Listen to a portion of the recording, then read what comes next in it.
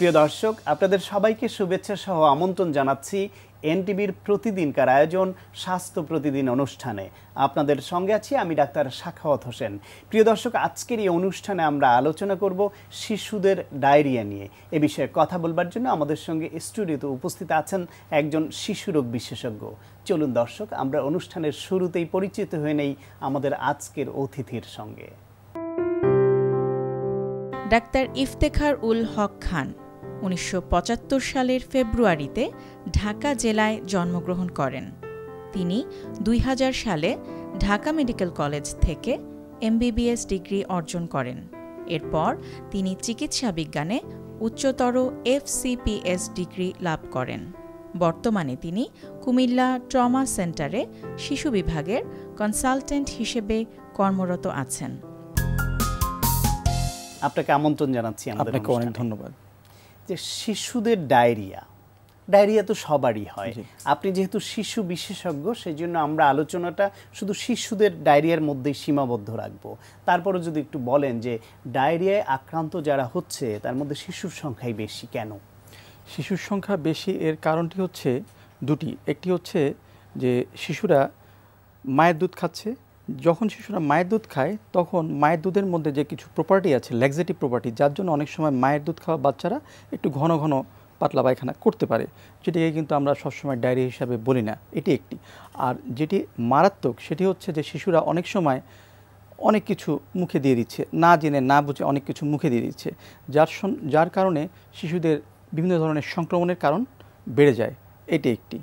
আর দ্বিতীয়ত যেটা হচ্ছে সেটা হচ্ছে যে রোটাভাইরাস ডায়রিয়া আমাদের দেশে অনেক বেশি, এবং এই ভাইরাসগুলো সাধারণত বাচ্চাদের ল্যাক অফ ইমিউনিটির জন্য, রোগ প্রতিরোধ ক্ষমতা কম থাকার জন্য বাচ্চাদেরকেই সবচেয়ে বেশি আক্রমণ করে, যার জন্য দেখা যায় যে শিশুরা অনেক বেশি আক্রান্ত হয়। সাধারণত ৬ মাস থেকে ২ বছর বা ৩ বছরের বাচ্চারা রোটাভাইরাস ডায়রিয়া বা অন্যান্য ভাইরাসজনিত ডায়রিয়াতে সবচেয়ে বেশি আক্রান্ত হয়ে থাকে। নর্মালি সব শিশুদেরই বড়দের তুলনায় যে রোগ প্রতিরোধ ক্ষমতা সেটি কম থাকে, যেটি আপনি বলছেন, ফলে এটা সব বাচ্চাদের জন্য একটি কমন সমস্যা। এই বাচ্চাদের মধ্যেও আবার কারা বেশি ঝুঁকিপ্রবণ, মানে কোন গ্রুপটা, তাদের নিউট্রিশনাল স্ট্যাটাস বা সোশিও ইকোনমিক স্ট্যাটাস, তার লাইফ লিডিং সব মিলিয়ে? এর মধ্যে সবচেয়ে ইম্পর্টেন্ট যেটা বলবো সেটা হচ্ছে যে যেই শিশুরা মায়ের বুকের দুধ খায় না তাদের ঝুঁকি সবচেয়ে বেশি। বাচ্চা যখন মায়ের গর্ভে ছিল, মায়ের কাছ থেকে সে অ্যান্টিবডি পেয়েছে, তাকে একটা প্রতিরোধ দিচ্ছে, এবং পরবর্তীতে ৬ মাস পর্যন্ত যদি সে সম্পূর্ণভাবে শুধুমাত্র মায়ের বুকের দুধ খায়, সেক্ষেত্রে কিন্তু সে বিভিন্ন ভাইরাসজনিত ডায়রিয়ার থেকে মোটামুটি বলা যায় ঝুঁকিমুক্ত। আমি আগেই বলেছি যে ৬ মাসের পর থেকে। সুতরাং বুকের দুধটা হচ্ছে সবচেয়ে জরুরি। এটি হচ্ছে একটি। ২ নম্বর যেটি হচ্ছে যে সেটি আপনার বিভিন্ন রকম ভ্যাকসিনের কিন্তু এখন অ্যাভেলেবিলিটি আছে, যেমন রোটাভাইরাসের এগেনস্টে ভ্যাকসিন আছে, বা পরবর্তীতে 2 বছরের পর থেকে আমরা কিন্তু কলেরা ভ্যাকসিনও অ্যাভেলেবল। তো যদি বাচ্চাকে এই ধরনের ভ্যাকসিনগুলো সঠিকভাবে দেওয়া যায়, সেই ক্ষেত্রে কিন্তু বাচ্চাদের ডায়রিয়ার ঝুঁকি অনেকাংশে কমে আসবে। শিশুরা পাতলা পায়খানা করলে অনেক মারা মনে করেন যে ডায়রিয়া হয়েছে এবং চিন্তিত হন। অনেক সময় ডিসেন্ট্রির সঙ্গে ডায়রিয়াকেও গুলিয়ে ফেলেন। আসলে একটা শিশুর তার যে পাতলা পায়খানা হয়েছে কিনা সেটা বোঝার উপায় কি, মানে ক্রাইটেরিয়াটা কি, আপনারা কিভাবে নির্ধারণ করেন? এটা তো আমরা ইউনিভার্সালি যেটা বলে থাকি সেটা হচ্ছে যে 24 ঘন্টার মধ্যে 3 বার বা তার অধিক পরিমাণে যদি পাতলা বা তরল পায়খানা করে থাকে সেটা ডায়রিয়া। কিন্তু এর মধ্যে কথা আছে যে বাবা মাকে বুঝতে হবে যে সেটা তার স্বাভাবিক অভ্যাসের চেয়ে বেশি করছে কিনা, এটি একটি। আর এর সাথে দুটি কথা যোগ করবো, সেটা হচ্ছে যে 6 মাসের নিচের বাচ্চারা যারা বুকের দুধ খাচ্ছে তারা স্বাভাবিকভাবেই ঘন ঘন পাতলা পায়খানা করতে পারে, যেটাই কিন্তু আমরা ডায়রিয়া হিসাবে লেবেল করি না। এটি একটি। আর একটি আমরা পাই একটু বড় বাচ্চাদের ক্ষেত্রে, 3 বছর 4 বছরের বাচ্চারা যারা দেখা যায় যে গ্লুকোজ কন্টেনিং বা ফ্রুক্টোজ কন্টেনিং কিছু জুস বা খাবার খাচ্ছে, যার জন্য একটা অসমোটিক ডায়রিয়ার মতো হচ্ছে, ঘন ঘন পায়খানা করছে, এটিও কিন্তু ডায়রিয়া নয়।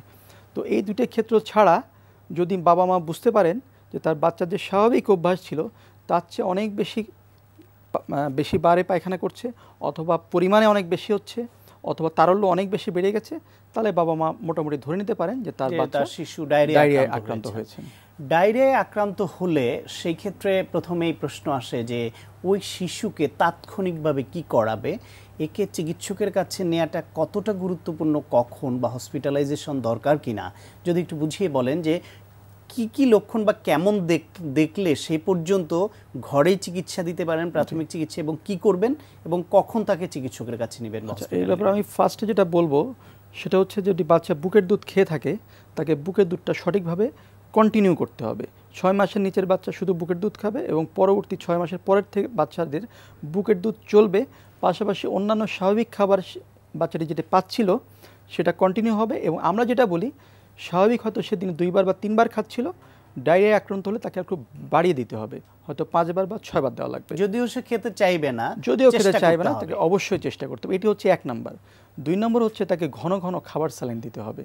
অবশ্যই খাবার স্যালাইন দিতে হবে প্রত্যেকবার পাতলা পায়খানার পরে, অথবা সঙ্গে যদি বমি থাকে, যেহেতু পানি বেরিয়ে যাচ্ছে এটা পূরণ করার জন্য অবশ্যই তাকে ঘন ঘন খাবার স্যালাইনগুলো খাওয়াতে হবে। কি পরিমাণে স্যালাইন দিবে? স্যালাইনটা আমরা যেটা বলে থাকি 2 বছরের নিচের বাচ্চার ক্ষেত্রে 50 থেকে 100 ml প্রত্যেকবার বমি বা পাতলা পায়খানার পরে। 2 বছর থেকে 10 বছরের বাচ্চাদের ক্ষেত্রে 100 থেকে 200 মিলিলিটার প্রত্যেকবার বমি বা পাতলা পায়খানার পরে। এই মিলিলিটার বোঝা তো সবার পক্ষে হয়তো সম্ভব না, মাপতে পারবো না। যদি ধরেন যে একটা গ্লাসের একটি গ্লাস আমরা ধরে নিতে পারি যে একটা গ্লাস মোটামুটি 2.5 আউন্স থাকে, সেক্ষেত্রে ছোট একটি বাচ্চার ক্ষেত্রে 2 বছরের নিচে একটি বাচ্চার ক্ষেত্রে মোটামুটি আধা কাপ থেকে 1 কাপ, 2 বছর থেকে 10 বছরের একটি বাচ্চার ক্ষেত্রে 1 কাপ থেকে 2 কাপ, আর 10 বছরের বেশি যদি শিশুর বয়স হয়ে থাকে সে যতটা পারে ততটা খাবে। এইভাবে মোটামুটি আমরা বলে থাকি, এভাবে মেইনটেইন করলে যদি খুব সাধারণ ডায়রিয়া হয়। জি। পাশাপাশি লক্ষণ দেখা দিতে পারে যেটা দেখলে বাবা মার বোঝা উচিত হবে যে তার সন্তানটিকে এখনই দ্রুত চিকিৎসকের কাছে নেওয়া দরকার কিংবা হসপিটালে নেওয়া দরকার। সেই লক্ষণগুলি কি? যেই লক্ষণগুলো বাবা মা খেয়াল রাখবেন সেগুলো হচ্ছে, প্রথমত দেখবেন যে বাচ্চাটি স্যালাইনটা মুখে খেয়ে পেটে রাখতে পারছে কিনা, নাকি বমি করে সঙ্গে সঙ্গে সব বের করে দিচ্ছে, এটি একটি। 2 নম্বর লক্ষ্য করবেন যে শিশুর পায়খানার সাথে রক্ত যাচ্ছে কিনা। 3 নম্বর লক্ষ্য করবেন যে শিশুর প্রস্রাবের পরিমাণ অনেক বেশি কমে গেছে কিনা। 4 নম্বর লক্ষ্য করবেন যে শিশুর চোখটা অক্ষিকোটরে ঢুকে গেছে কিনা, মুখের মধ্যে আপনার আর্দ্রতা কমে গেছে কিনা, শুষ্ক হয়ে গেছে কিনা জিহ্বাটা। শিশুকে স্যালাইন খেতে দিলে শিশুটি সঠিকভাবে খাচ্ছে না খেতে পারছে না, নাকি অত্যন্ত দ্রুততার সঙ্গে খাচ্ছে। 4 নম্বর এরপরে লক্ষ্য করবেন যে শিশুর মধ্যে জ্বর চলে এসছে কিনা, অনেক বেশি মাত্রায় জ্বর চলে এসছে কিনা। অনেক সময় দেখা যেতে পারে যে শিশুর চেতনা হ্রাস পেতে পারে, লেভেল অফ কনসাসনেস কমে যেতে পারে, বা বাচ্চা অনেক রেস্টলেস বা ইরিটেবল হয়ে গেল কিনা। আর সবচেয়ে মারাত্মক অনেক সময় হতে পারে সেটা হচ্ছে বাচ্চার খিঁচুনি চলে আসতে পারে, ঘন ঘন পাতলা পায়খানার থেকে ডিসলেক্টোলাইটেমিয়া হয়ে বাচ্চার খিঁচুনি পর্যন্ত চলে আসতে পারে। তো এই ধরনের মারাত্মক লক্ষণগুলোর দিকে অভিভাবকরা খেয়াল রাখবেন, এবং এর কোনো একটা লক্ষণ দেখা গেলেই সঙ্গে সঙ্গেই চিকিৎসকের শরণাপন্ন হতে হবে। চিকিৎসকের কাছে এই ক্ষেত্রে নিলে আপনারা কি ধরনের চিকিৎসা দিয়ে থাকেন, কি করেন? চিকিৎসকের কাছে গেলে আমরা প্রথম যেটা করি সেটা হচ্ছে অ্যাসেস করি যে তার কি ধরনের ডায়রিয়াটা হয়েছে। এটা কি অ্যাকিউট ডায়রিয়া না ডিসেন্ট্রি, তার কি অ্যান্টিবায়োটিক প্রয়োজন আছে না নেই। পাশাপাশি সবচেয়ে জরুরি যেটা, যাদের ডিহাইড্রেশনের মাত্রাটা, এটা আমাকে অ্যাসেস করতে হয়। আমরা অ্যাসেস করি, আমরা দেখি যে তার নো সাইন অফ ডিহাইড্রেশন কিনা, অর্থাৎ শুধুমাত্র মুখে খাবার স্যালাইন দিলে পারেই উন্নতি হবে কিনা। যদি আমরা এরকম দেখে থাকি সেক্ষেত্রে আমরা কিছু হোম অ্যাডভাইস দিয়ে দিই, বাবা মাকে শিখিয়ে দিই এবং বলি বাসায় গিয়ে আপনি স্বাভাবিক খাবার দেন, পাশাপাশি মুখে বারবার স্যালাইন খেতে দেন। আশা করা যায় আগামী 48 থেকে 72 ঘন্টার মধ্যে শিশুর উন্নতি হবে। আর 2 নম্বর, যদি দেখি যে তার কিছু পানি শূন্যতার লক্ষণ দেখা গেছে, অর্থাৎ সাম সাইন অফ ডিহাইড্রেশন, সেক্ষেত্রে আমরা বাচ্চাকে হাসপাতালে রাখি। 4 ঘন্টা পিরিয়ড হাসপাতালে রেখে তাকে কিছু স্যালাইন আমরা মাত্রা নির্ধারণ করে দিই, সেই পরিমাণ স্যালাইন তাকে খেতে দেই, এবং 4 ঘন্টা পরে তাকে আমরা আবার অ্যাসেস করে দেখি। যদি দেখি যে অবস্থার উন্নতি হয়েছে আমরা বাড়ি পাঠিয়ে দিই, আর যদি দেখি যে অবস্থার উন্নতি হয় নাই অথবা বাচ্চা আরও ঝুঁকির মধ্যে চলে গেছে, সেক্ষেত্রে আমরা বাচ্চাকে ভর্তি করে যদি প্রয়োজন হয় সেক্ষেত্রে আমরা সিভিয়ার ডিহাইড্রেশনের ম্যানেজমেন্ট হিসাবে আমরা তাকে শিরাপথে স্যালাইন দিয়ে থাকি। এবং যা যা প্রপার ইনভেস্টিগেশন দরকার করে যা চিকিৎসা সেটা আপনারা দেন। এখন একটি বিষয় হচ্ছে, এখন তো শীতকাল, জি, ডায়রিয়ার সঙ্গে সাধারণ একটা চিত্র আমাদের মনে ভাসে যে গরমের দিন খাবার দাবার একটু বাসি খাবার খাওয়ানো বা বাচ্চা পানিবাহিত এইসব কারণে ডায়রিয়ায় বেশি আক্রান্ত হবে। কিন্তু এখন দেখা যায় শীতকালেও প্রচুর বাচ্চা ডায়রিয়া আক্রান্ত হয়। গরমের সময় ডায়রিয়ার তুলনায় এই শীতের সময় ডায়রিয়ার পার্থক্যটা কি? এখন আসলে জলবায়ু পরিবর্তনের সাথে সাথে আমাদের দেশে দেখা যাচ্ছে যে ডায়রিয়াগুলো বেশিরভাগ হচ্ছে শিশুদের ক্ষেত্রে শীতকালে, ভাইরাসজনিত ডায়রিয়াগুলো, যেগুলো কিন্তু বেশিরভাগই আপনার পানিবাহিত নয়। কেমন যার জন্য শীতকালের বাচ্চারা দেখা যাচ্ছে রোটা ভাইরাস ডায়রিয়াটাতে প্রচণ্ডভাবে আক্রান্ত হচ্ছে সারা দেশে, মোটামুটি একটা মহামারী আকারে হচ্ছে রোটা ভাইরাস ডায়রিয়া। এই ডায়রিয়াটা হচ্ছে দেখা যাচ্ছে ওই 6 মাসের পর থেকে হচ্ছে, 2 বছর থেকে 3 বছরের বাচ্চাদের হচ্ছে। প্রাথমিক অবস্থায় শুধু বমি নিয়ে আমাদের কাছে আসছে, 24 থেকে 48 ঘন্টার মধ্যে বমিটা কমে যাচ্ছে, কিন্তু পাতলা পায়খানা শুরু হচ্ছে এবং মারাত্মক আকারে হচ্ছে অনেক সময়। আর গ্রীষ্মকালে যে ডায়রিয়াটা হয় এর বেশিরভাগই হয় আপনার পানিবাহিত, যেমন ভিব্রিও কলেরি দিয়ে হতে পারে বা অন্যান্য ব্যাকটেরিয়ার সংক্রমণের থেকে হতে পারে। এগুলো সাধারণত আপনার বর্ষার সিজনে বা গ্রীষ্মকালে হয় আর কি। শিশুদের ডায়রিয়া প্রতিরোধের জন্য করণীয় কি, খুব সংক্ষেপে যদি? শিশুদের ডায়রিয়া থেকে প্রতিরোধের জন্য আমি একটি কথাই বলবো সবার আগে, সেটা হচ্ছে যে ব্রেস্ট ফিডিং কন্টিনিউ করতে হবে। এটা আমাদের সব জায়গায় আমরা বলি, আমাদের মিডিয়াকে আরও বেশি অগ্রণী ভূমিকা নিতে হবে। সেটা হচ্ছে ব্রেস্ট ফিডিংটাকে আরও বেশি জোর দিয়ে আমাদের। কত বয়স পর্যন্ত? 6 মাস পর্যন্ত শুধুমাত্র মায়ের বুকের দুধ খাবে এবং 2 বছর পর্যন্ত বাড়তি খাবারের পাশাপাশি বুকের দুধ চলবে। এটি গেল একটি দিক। দ্বিতীয় দিক হচ্ছে সচেতনতা, অর্থাৎ পার্সোনাল হাইজিন মেনটেন করতে হবে। ফ্যামিলির পরিবারের সবাইকে হাইজিনের প্রতি আরও বেশি যত্নবান হতে হবে। যেমন শিশুকে কখনোই বাসি খাবার দেওয়া যাবে না, যে খাবারটা দিবে এটা অবশ্যই ঢেকে রাখা খাবার দিতে হবে, অথবা ফ্রেশলি প্রিপেয়ার্ড খাবার দিতে হবে। বাইরের কেনা কোনো খাবার দেওয়া ঠিক হবে না। এইগুলো একটি। আর যেমন আরও আছে, যেমন নখ কাটা, পরিষ্কার পরিচ্ছন্ন যেগুলো আছে এগুলো তো আমাদের সবাই জানেন, এগুলো মেনটেন করতে হবে। আর লাস্টলি আমি যেটা বলবো সেটা হচ্ছে যে ভ্যাকসিনের কথা। এই মুহূর্তে কিন্তু আমাদের দেশে কিছু ভ্যাকসিন অ্যাভেলেবল, যেগুলো দিলে কিন্তু শিশুরা ডায়রিয়ার থেকে মোটামুটি অনেকাংশে মুক্ত থাকতে পারবে। আমরা আশা করছি স্বাস্থ্যসম্মত জীবনযাপনেও সবাই উদ্যোগী হবে, একই সঙ্গে যেসব ভ্যাকসিন বা টিকা পাওয়া যায় সেগুলো দেবেন। আপনাকে অনেক ধন্যবাদ। ধন্যবাদ, আপনাকেও ধন্যবাদ। প্রিয় দর্শক, আমরা শুনছিলাম শিশুদের ডায়রিয়া নিয়ে অত্যন্ত প্রয়োজনীয় একটি আলোচনা। আশা করি আপনাদের কাজে লেগেছে।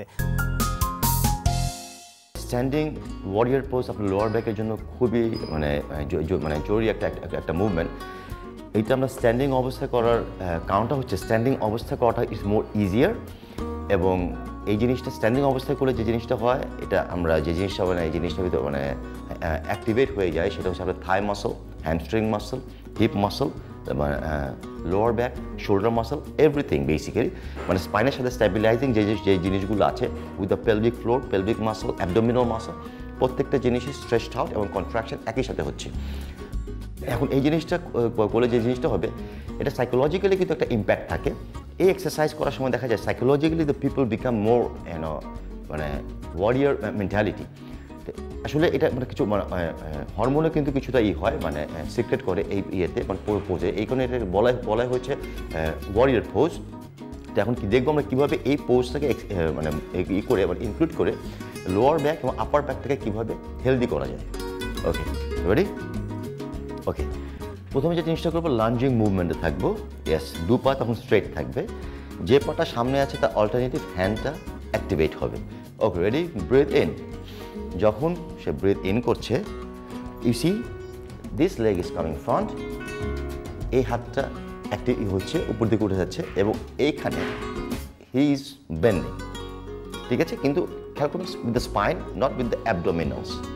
ওকে okay, breathe out. Breathe in, breathe out, breathe in. Okay, তারপরে কি করবে, 3 থেকে 5 সেট করার পরে এই অবস্থা থেকে ট্রাই করবে this hand will go up up up up, যতটুকু স্ট্রেচার করা যায়, দ্য ফুল বডি টেন্সড। কারণ এখানে যদি আপনি টেন্স না করেন, লোয়ার ব্যাক কিন্তু অ্যাক্টিভেট হবে না, ফুল টেন্স, কিন্তু this things will go up. Yes, okay, down. Okay, alternate. Yes, okay, ready? Go. Okay, 1, yes, go. Yes, okay, again. Go. Again. Okay, stay there. Okay, good. Okay, এটাকে আমরা বলি হচ্ছে warrior pose. Is more, যেটা জিনিসটা হয়, এটা আপনার lower ব্যাকটা অনেক বেশিভাবে অ্যাক্টিভ হয় বিকজ ইউ আর স্ট্যান্ডিং। কারণ আমরা জানি যে লোয়ার ব্যাক যাতে ইনজুরি থাকে তাদের মেন সমস্যাটা হয় কিন্তু অনেকক্ষণ যদি দাঁড়িয়ে থাকে অথবা বসে থাকলে বেশি হয়, দাঁড়িয়ে থাকে 50% হয়। সুতরাং আমরা দাঁড়ানো অবস্থায় কিছু পোশ্চার করছি, তাহলে যেটা হবে আপনার কানেকশন ডেভেলপ হচ্ছে with your legs, feet muscle, with the thigh muscle, everything. এবং যে জিনিসটা হচ্ছে, যেহেতু এটা মানে স্ট্রেচিং অ্যান্ড কন্ট্রাকশন একই সাথে হচ্ছে, একই সাথে it is becoming flexible and stronger. প্রিয় দর্শক, আমাদের হঠাৎ করে যদি পেটে তীব্র ব্যথা হয়, সেক্ষেত্রে চিকিৎসকের কাছে যাওয়ার আগে তাৎক্ষণিকভাবে আমরা কি করতে পারি, চলুন সে বিষয়ে শুনি আজকের প্রাইমারি কেয়ার। পেটে ব্যথা একটি দৈনন্দিন স্বাস্থ্য সমস্যা এবং আমরা অনেকেই এতে আক্রান্ত হয়ে থাকি। তো পেটে ব্যথা হলে আসলে ঘাবড়ে যাওয়ার কিছু নেই এবং পেটে ব্যথার ধরন অনুযায়ী এবং পেটের কোন জায়গায় এটি রয়েছে তার উপরে ভিত্তি করে চিকিৎসা পরিবর্তন হয়ে থাকে, আমরা চিকিৎসা দিয়ে থাকি। যেমন আমাদের কিছু সাধারণ পেটে ব্যথার কারণ হচ্ছে অ্যাসিডিটি বা গ্যাস্ট্রিকের সমস্যা। এছাড়া কারো ক্ষেত্রে গলস্টোন হলে, কারো কিডনিতে স্টোন হলে কিংবা অ্যাপেন্ডিসাইটিসের ব্যথা হলে পেটে ব্যথা হতে পারে। কারো মূত্রনালীর বা মূত্রাশয় ইনফেকশনের কারণে পেটে ব্যথা হতে পারে। সাধারণ কিছু বিষয় আমরা যদি লক্ষ্য রাখি, যেমন অ্যাসিডিটির ব্যথাটা হয় পেটের উপরের দিকে এবং গলস্টোনের ব্যথা হয় পেটের উপরে ডান পাশে পাঁজরের নিচে এবং অ্যাপেন্ডিসাইটিসের ব্যথা হয় পেটের ডান দিকে নিচের দিকে এবং মূত্রাশয়ের ব্যথাটি হয় পেটের নিচের দিকে। তো এরকম অনেকগুলো বিষয় আছে যেগুলো আমরা লক্ষ্য করলেই বুঝতে পারবো যে আসলে ব্যথাটি কী কারণে হচ্ছে। আমাদের যদি অ্যাসিডিটি সমস্যা থেকে থাকে, যেটি আমাদের একটি অতি সাধারণ সমস্যা, সেক্ষেত্রে আমরা সাথে সাথে একটি অ্যাসিডিটির ওষুধ, গ্যাস্ট্রিকের জন্য একটি ওষুধ আমরা যেটা খাই সেটা খেয়ে নেব এবং কিছুক্ষণ অপেক্ষা করে দেখব যে আসলে সেখানে কোনো অসুবিধা হচ্ছে কিনা বা সেটির উপশম হচ্ছে কিনা। সাথে যদি বমি থাকে কিংবা পেটের ব্যথা যদি তীব্রভাবে বাড়তে থাকে সেক্ষেত্রে এবং যদি সেটি ভিন্ন কোনো জায়গায় হয়, তাহলে আমরা অবশ্যই আমাদের যারা ব্যক্তিগত চিকিৎসক আছেন তাদের সঙ্গে যোগাযোগ করব অথবা নিকটস্থ যে কোনো হসপিটালে চিকিৎসার জন্য যাব। প্রিয় দর্শক, এখন আপনাদের জন্য রয়েছে স্বাস্থ্য প্রতিদিন আজকের হেলথ টিপস। ত্বক শুষ্ক থাকলে ত্বকের রোগের আশঙ্কা বেড়ে যায়, তাই শীতে ত্বকের আর্দ্রতা রক্ষার প্রয়োজনে ময়শ্চারাইজারিং ক্রিম ব্যবহার করুন। প্রিয় দর্শক, এই অনুষ্ঠান সম্পর্কে আপনাদের যে কোনো মতামত বা পরামর্শ থাকলে অবশ্যই লিখে জানাবেন এই ঠিকানায়। প্রযোজক স্বাস্থ্য প্রতিদিন, এনটিভি, বিএসসি ভবন, 7 তলা, 102 কাজী নজরুল ইসলাম এভিনিউ, কারওয়ান বাজার, ঢাকা 1215। ফ্যাক্স 914338 থেকে 7 পর্যন্ত, অথবা ইমেইল করুন স্বাস্থ্যপ্রতিদিন@ntvpt.com এই ঠিকানায়। আপনার প্রিয় স্বাস্থ্য প্রতিদিনের আগামী পর্ব যা দিয়ে সাজানো হয়েছে। আমাদের যখন বয়স হয়, আস্তে আস্তে বয়সের সাথে সাথে আমাদের অনেকগুলো জয়েন্ট তাদের ক্ষয় হয় এবং ক্ষয়টা এমন পর্যায়ে যায় যে ওই জয়েন্টকে নিয়ে আর ওই মানুষটি আর স্বাভাবিকভাবে চলাচল করতে পারে না। এটা পেইনফুল লাইফ হয়, রেস্ট্রিক্টেড লাইফ হয়। তো তার মধ্যে দুইটা জয়েন্ট হচ্ছে সবচেয়ে গুরুত্বপূর্ণ। একটা হচ্ছে হিপ জয়েন্ট আর একটা হচ্ছে নি জয়েন্ট, আমাদের হাঁটু এবং কোটির যে জয়েন্টটা। এই দুটো যেহেতু ওয়েট বেয়ারিং জয়েন্ট, এর উপরে আমরা হাঁটি, চলাফেরা করি, সুতরাং এই দুটো যদি পেইনফুল হয় ওই মানুষটি আর হাঁটতে পারে না। তখন আমরা তাকে রিলিফ দেওয়ার জন্য আমরা মডার্ন যে কনসেপশন, সেই কনসেপশনে ওটাকে আমরা রিপ্লেস করে দিই।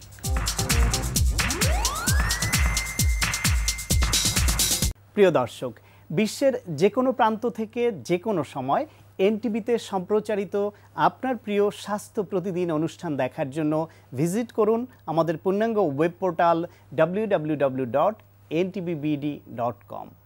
দর্শক, আজ এ পর্যন্তই। সবাই ভালো থাকুন, সুস্থ থাকুন এবং অবশ্যই নিরাপদে থাকুন। দেখা হবে আগামীকাল ঠিক একই সময়ে নতুন কোনো অতিথি নিয়ে।